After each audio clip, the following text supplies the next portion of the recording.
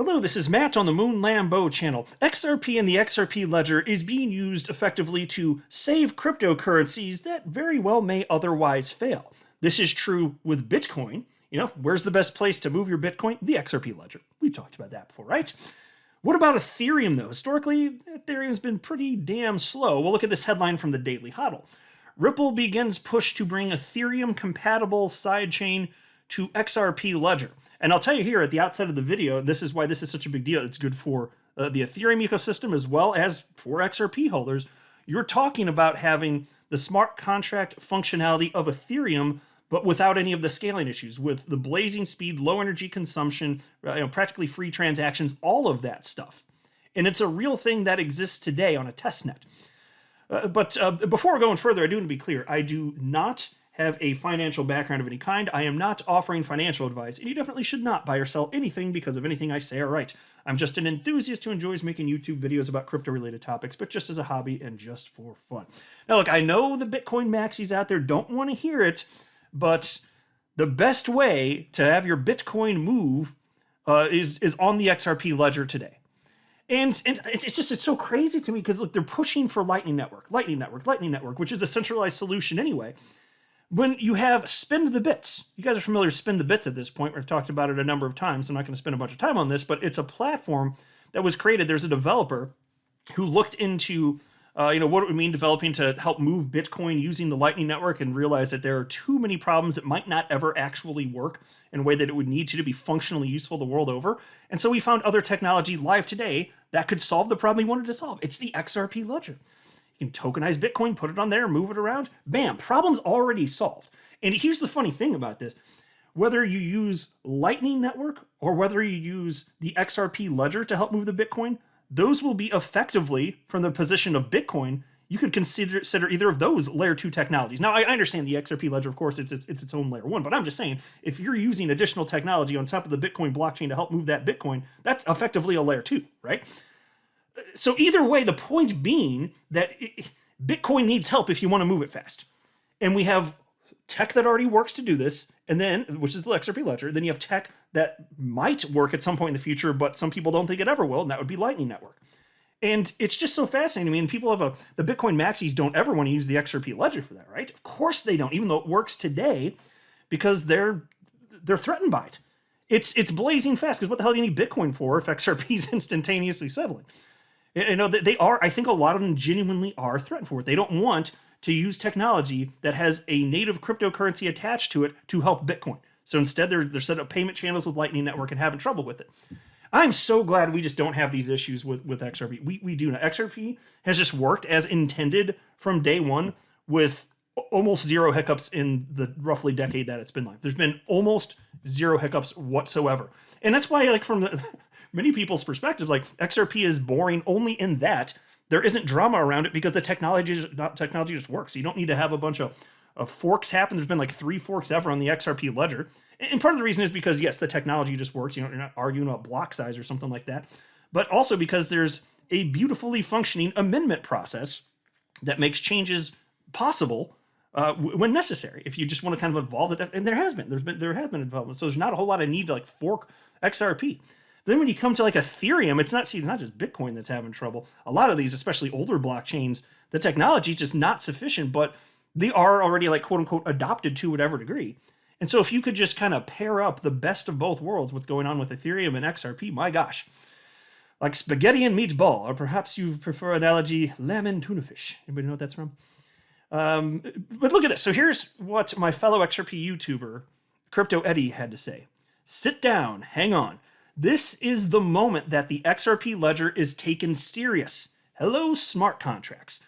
One of the moments you'll never forget if you're in blockchain. October 17th, 2022. And the contents of what she linked to, which was this dev piece here, it was pretty well summarized here from this Daily Hodl article rather, titled, Ripple begins push to bring Ethereum-compatible sidechain to XRP Ledger. Developers have begun testing a new sidechain on the XRP Ledger that makes the blockchain compatible with the Ethereum network. In a blog post from RippleX, a community of XRPL developers, The firm says that blockchain development company Peersyst Technology is currently testing an Ethereum virtual machine compatible sidechain for the XRP ledgers. Let me pause right here. As far as Ethereum virtual machine, or EVM for short, just to be clear, it's software that executes smart contracts after each new block on the Ethereum blockchain. So it's helping to execute smart contracts. And as far as Peersyst, if that sounds familiar to you, it might be. They were in the news recently. There's this article, this one's from July, titled Ripple Ally Peersyst Technology launches first XRP blockchain-based land registry in Colombia. And so you remember the story? I thought it was the coolest thing since sliced bread, where the Colombian government started using, out of nowhere, the XRP Ledger. I say out of nowhere, they were planning it for years. But they were using it as a national land registry because it's an immutable, decentralized blockchain. And it went into production just months ago.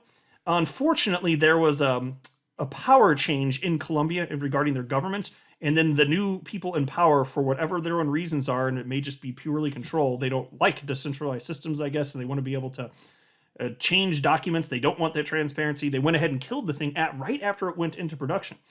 But the government, like, this was being created all the way dating back to like 2018. And what's funny is, since we're talking about Ethereum, they actually started developing the solution using the Ethereum blockchain. And there's articles about it. I highlighted it on the channel. And then at some point, they quietly switched it to the XRP Ledger because it just worked. So I kind of got a kick out of that. But anyway, piece continues. The project aims to allow Ethereum developers who are used to Solidity, the main programming language for writing smart contracts on Ethereum, to access and build on the XRP Ledger network. And you'll see as we go through this, and I got quotes for you, this is important because smart contracts are a thing that will not ever go away. There's genuine utility, even though there's not sufficient utility today, because I argue the asset class is still in its nascency, even after 13 years. But figuring out the technology and then actually getting it into the real world and the regulation, yeah, it's a really long process. It's a decades-long process. We're in the beginning portion of all of this here. But should this get adopted increasingly in this direction? Because Ethereum, it is already, like, say what you will about it in terms of how much utility it's genuinely offering, is big. It's the second largest cryptocurrency by market cap on the entire planet right now. And if you didn't have some of these issues and having to do with low cost and in their case, high cost, if you solve that utilizing XRP, that should thrust, you would think, the adoption of Ethereum as well as XRP, because XRP would functionally be used as well. So take a look at this. Here's what RippleX had to say. Many crypto developers today choose to build on Ethereum or EVM-compatible chains because of the popularity of Solidity for programming smart contracts and a robust ecosystem of available developer tools and dApps, which are decentralized applications.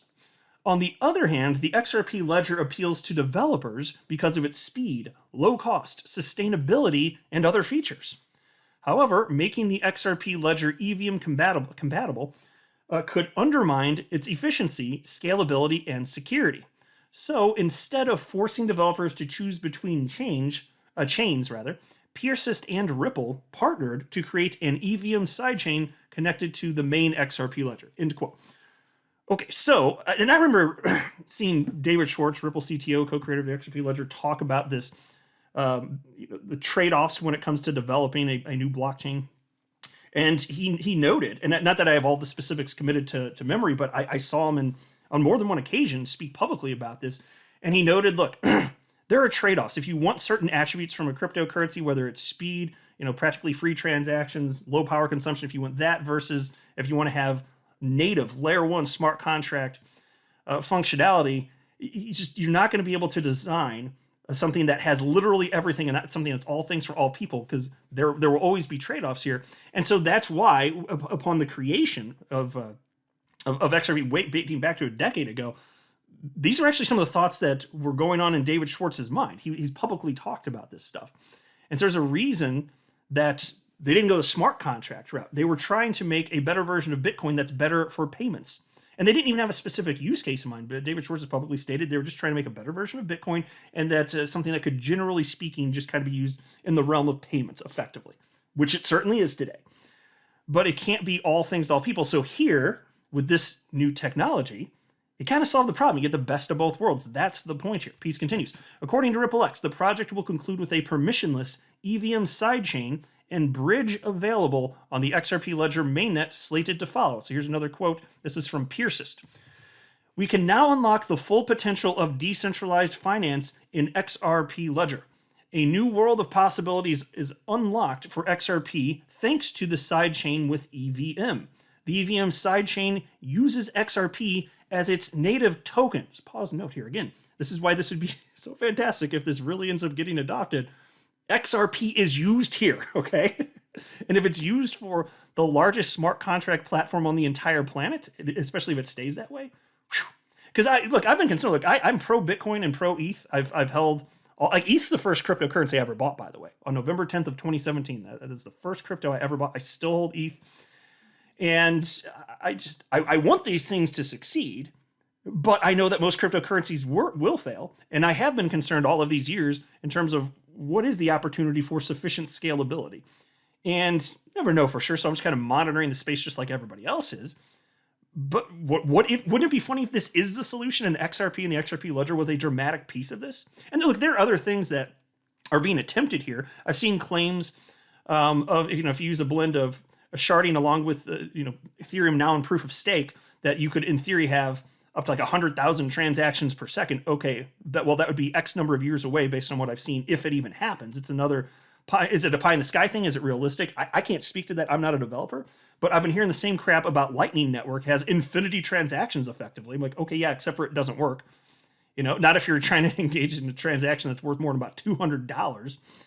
And transactions fail. There's so many problems with Lightning Network. And again, it's not that I want it to fail. I'm just observing the state of things right now. And so here you have the XRP Ledger that can be used, is being used to fix Bitcoin and can be used, if adopted, to fix Ethereum effectively. Anyway, quote from Peersyst continues. You don't need any other currency to access it. So they're talking just XRP. That's the only token you do. You don't need any other currency to access it. Built with the powerful Tendermint protocol and carefully customized for the XRP Ledger, it allows to achieve around 1,000 transactions per second using the Ethereum virtual machine. Pretty cool stuff. And so right now, this is just, it's like a test net effectively. So it's not that it's live on, the technology is not live. But looks like they're targeting for second quarter of next year. But right now, devs are just playing around with it in testnet form. We'll see what happens. I'll let you know. Sometimes stuff falls through. Maybe it never happens. But it sounds pretty damn cool, doesn't it? Because most cryptocurrencies out there, they are not good for payments. There's a bunch of other use cases that are tacked on. And like I said, there's always trade-offs. And cryptocurrency is not going to be all things to all people. But that's why XRP is so perfectly suited for something like this. You can just marry up the technology. Interesting stuff. It's XRP flying in with the cape to save the day with all these other cryptocurrencies that have serious scaling issues, at least to this point. I'm not a financial advisor. You should not buy or sell anything because of anything I say or write. That would be a very, very, very bad idea. Until next time, to the moon, Lambo.